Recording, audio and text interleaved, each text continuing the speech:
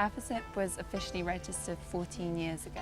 Our founder and president, Smiley Mom, started the organisation. She herself was sold 4 times in her life and spent most of her teenage years and 20s working in prostitution in Phnom Penh. And when she managed to get out of her situation, she came back to Phnom Penh and tried to help girls who were also facing very challenging situations and have been sold into sex work. So it's grown from her taking girls more or less into her house to establishing 3 centres, one in Siem Reap, which is in the north of Cambodia, one in Kampong Cham, which looks after the girls who are 18 and under, and one in Phnom Penh in Tom D, which is where we're sat now.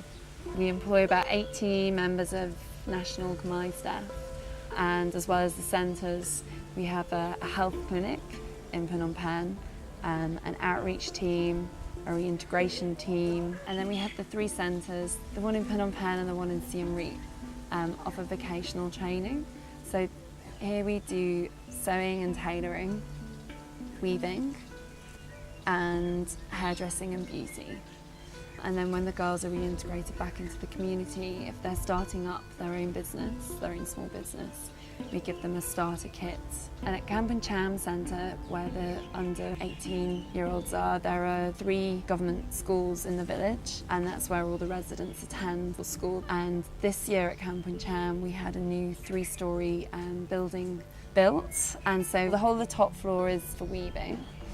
And then there's a classroom and a library on the 2nd floor, and then we have a medical room and a psychology room and an office.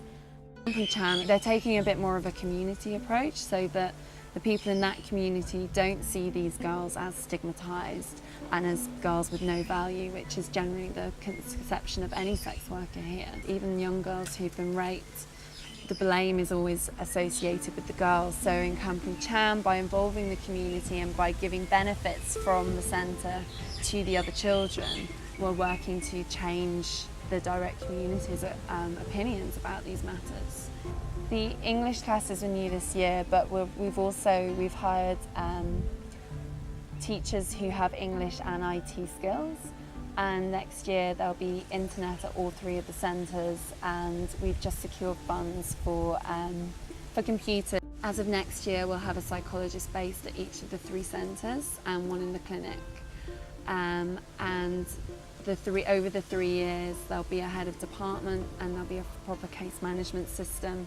There'll be practices brought in to support the staff and also to work with the families of the victims. We are also developing the agricultural programs that we can offer to girls. So while they're doing their training in sewing or weaving or hairdressing, they can also learn some home gardening skills, and that helps to subsidise their income. AFSIP is definitely the trafficking organisation that has the most ties with the Cambodian government here. Because it's really important that the government starts actively supporting the work that NGOs are doing in this field and trying to prevent trafficking from happening. And we have memorandums of understanding with 5 of the government ministries, one of those being the Ministry for Vocational Training and Skills, so that when a girl does her training here, she will end up with a certificate that's recognised by the government, which then makes it a lot easier for her to take that certificate to an employee and for it to be recognised.